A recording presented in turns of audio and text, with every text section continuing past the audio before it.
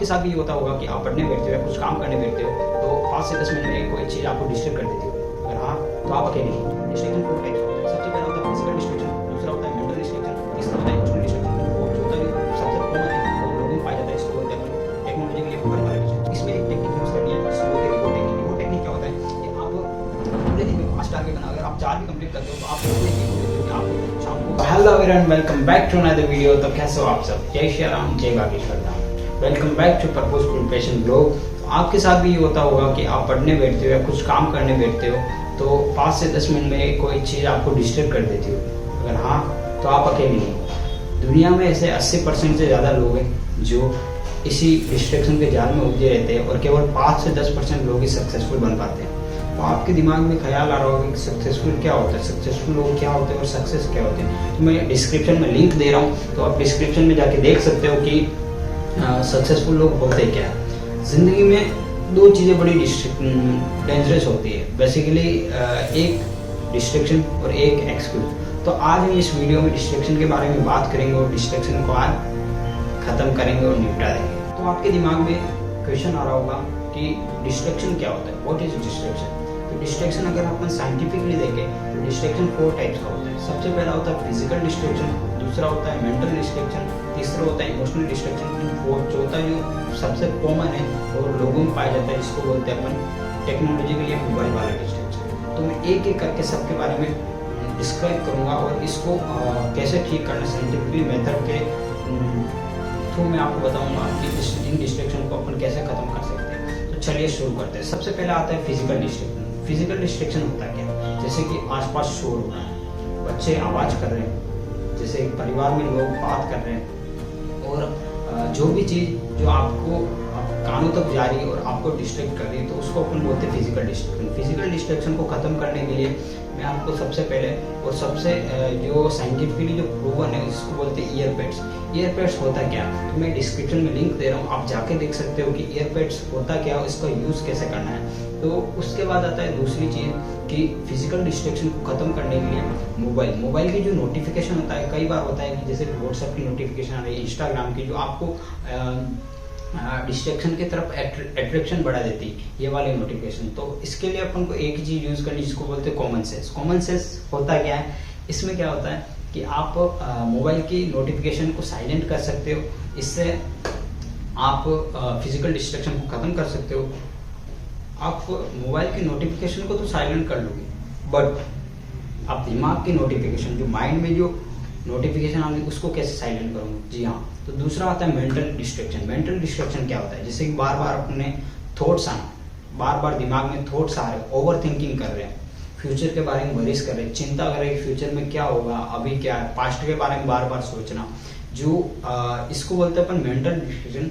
तो mental distraction को ख़त्म करने के लिए मैं आपको साइंटिफिकली ऐसे 5 प्रूवन स्टेप्स बताऊंगा ना, जो अगर आपने ये फॉलो कर लिए ना, और इनमें से केवल जो ये वीडियो देख रहे हैं इनमें से केवल 1% लोग ही ऐसा होगा जो इस मेंटल डिस्ट्रैक्शन वाले को फॉलो करेगा, ये 5 स्टेप, वो अपने डिस्ट्रैक्शन खत्म कर सकता है। तो सबसे पहला स्टेप आता है मेडिटेशन। जी हाँ, मेडिटेशन एक वैदिक क्रिया है, जिससे क्या होता है कि अपने मन को शांत करने की प्रक्रिया है, जिसमें अपन फोकस पावर को बढ़ाते हैं। तो हाँ, मेडिटेशन एक दिन में आपको कम से कम 15 से 20 मिनट मेडिटेशन करना है, अपने रूटीन में ऐड करना है कि मेडिटेशन को अपन एक दिन में टाइम निकाल के 15 से 20 मिनट करें, जिससे आपकी जो बार बार थॉट्स आते हैं वो कम आ जाएंगे और फोकस पावर बढ़ जाएगी।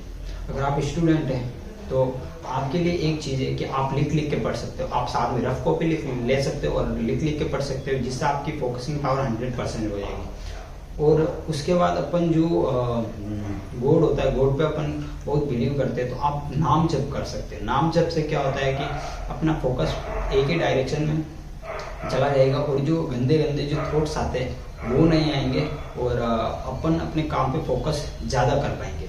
उसके बाद आता है कि ऑलवेज भी पॉजिटिव, हमेशा पॉजिटिव रहो। जब जितना आप ज़्यादा पॉजिटिव रहोगे उतनी ज़्यादा पॉजिटिव ख्यालात आएंगे और उससे आप अपने गोल पे फोकस कर पाओगे। उसके बाद 5वां स्टेप आता है कि जैसे कि आपका कोई गोल है, आप अपने रूम में जहाँ पे भी आप रहते हो वहाँ पे उस गोल को चिपका दीजिए और रोज अगर आप उस गोल को देखोगे तो बेसिकली आप बार बार उस गोल को देखोगे तो आप अपने गोल की तरफ आगे बढ़ते रहोगे, और जो मेंटल थॉट्स आते हैं इसको आप खत्म कर सकते हो। चलो ठीक है, मेंटल थॉट कभी कभी क्या होता है कि जो अपनी फीलिंग्स होती है, फीलिंग्स बहुत ज़्यादा हो जाती हैं।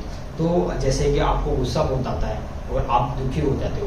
तो दुखी बेसिकली जैसे कि आपकी गर्लफ्रेंड ने आपको धोखा दिया, मैं एज्यूम कर रहा हूँ कि आपकी कोई गर्लफ्रेंड, मुझे पता है कि आपकी गर्लफ्रेंड नहीं बन सकती।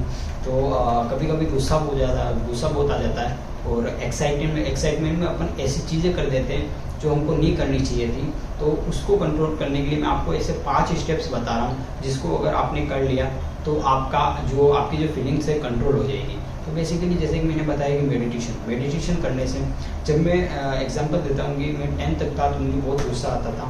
जैसे कि किसी ने मुझे कुछ कह दिया तो मैं उन पर गुस्सा निकाल देता था, हर कुछ बोल देता था, मतलब अपने शब्दों पे काबू नहीं रखता था। फिर मैं 11th में आया तो मैंने मेडिटेशन स्टार्ट किया। तो मेडिटेशन से क्या हुआ कि जो मेरी जो फीलिंग्स थी अंदर की, जैसे कि जो मुझे गुस्सा, मैंने एंगर को कंट्रोल कर दिया। उसके बाद बात करूँ कि अगर आपको गुस्सा और आप सैड हो तो उसको कंट्रोल करने के लिए एक और है सेकंड स्टेप, जिसको बोलते हैं अपन लिख के।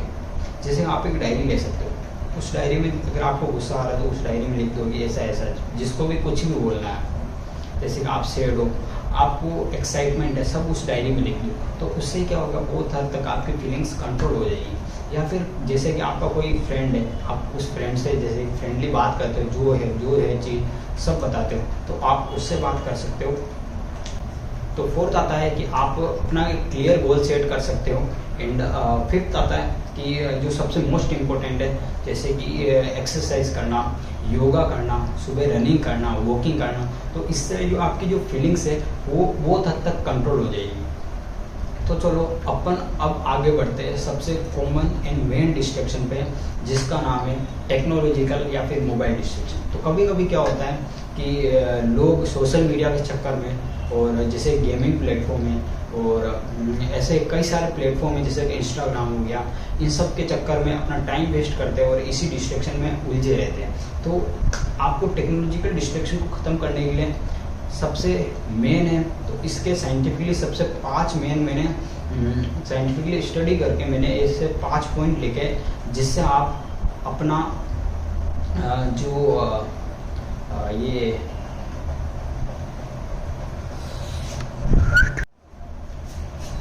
तो जी हाँ, सबसे कॉमन और main distraction fourth technological distraction, mobile distraction. Mobile distraction एक ऐसा डिस्ट्रैक्शन है जो ज़्यादातर लोगों में पाया जाता है, और इसको कंट्रोल करने के लिए मैं आपको ऐसे 3 से 4 पॉइंट बताऊंगा, जिससे आप इसको कंट्रोल कर सकते हो। बेसिकली जब अपन सोशल मीडिया में ज़्यादा घुस जाते हैं, जैसे कि अपन इंस्टाग्राम चला रहे हैं और गेमिंग में ज़्यादा घुस के, तो ये एक डिस्ट्रैक्शन होता है जिसमें इंसान घुसा रहता है। और ये जो प्लेटफॉर्म है इंस्टाग्राम, इन सबको ऐसा मॉडिफाई किया है, ऐसा बनाया गया है कि जैसे कि इंस्टाग्राम में जो स्क्रॉलिंग जो आती है रील्स, तो उसको अपन एंडलेस स्क्रॉलिंग करते रहते हैं। तो इसको कंट्रोल करने के लिए मैं आपको ऐसे पॉइंट्स बता रहा हूँ, जिसको अगर आपने फॉलो कर लिया तो आप इस टेक्नोलॉजिकल डिस्ट्रैक्शन को ख़त्म कर दोगे। तो सबसे पहला आता है कि आप पूरे दिन का एक प्रॉपर टाइम टेबल बनाओ, प्रॉपर रूटीन सेट करो।